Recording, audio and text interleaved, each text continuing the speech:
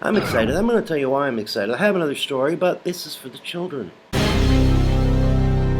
And this is a wonderful, old story from ancient times. There we go. Oh, there it is. Oh, it's a heavy old tome. It's a beautiful old book.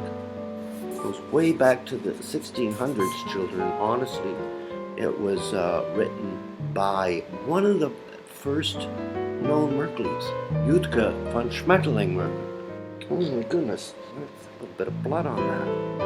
Good.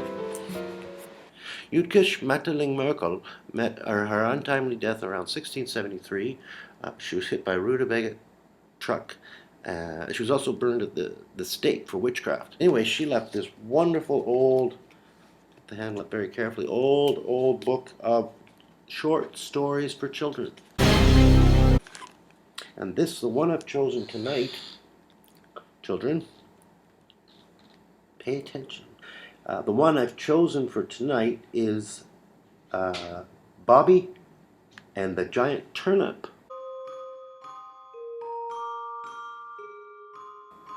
Kitty's enjoying the story too. Once upon a time, there lived a kind, generous, and sweet, handsome, possibly a bit psychotic boy named Kleinkind Bobby. He lived in an enchanted but very evil place called Ubenland, or Turnip Land.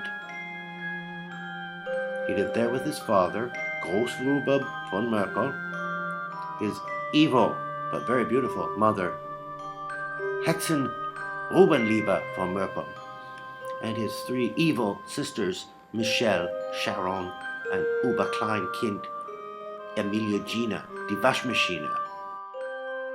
One night, as any other night, Mother brought to the table a hearty meal of toad's bums, lizard meat, and the intestines of a freshly killed goat herder. She then presented the family with something they'd never seen before. For the first time ever, Mother brought to the table an enormous orb-like vegetable, glowing purple and white. It let off a hideous stench.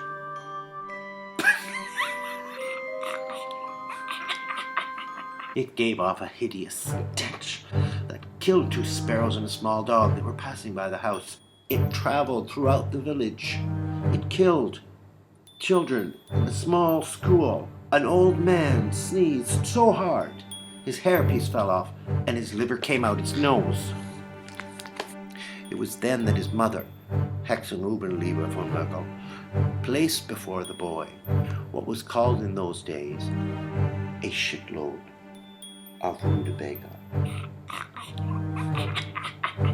And rutabaga in those days was called turnip.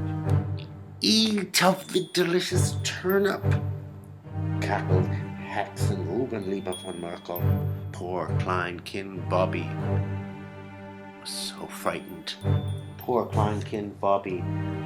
Poor Kleinkind Bobby. Poor Kleinkind Bobby. So filled with fear. But he took a great mouthful of the turnip anyway and hurled all over the family. They all just laughed and pointed and chortled at him and tingled in their penis, but he did not. He was very frightened. He was filled with a fear that you only feel when you stare in the soul of the devil himself, or watch repeats of Joni and Chachi. For dessert there was flan. Don't be frightened, Kitty. Don't be frightened. His mother, who wasn't all that bad after all, came to him and she held him in his arms.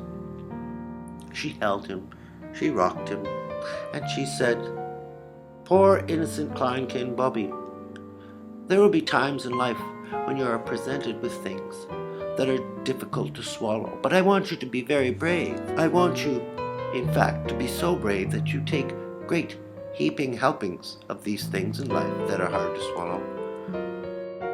Then and only then will you be a man or a very, very pretty girl." Das Ende. Now, why are you crying? I'm telling trying to sell a channel here, man. It needs help. Lots of you. You're gonna enjoy the story. It's a great little story. You!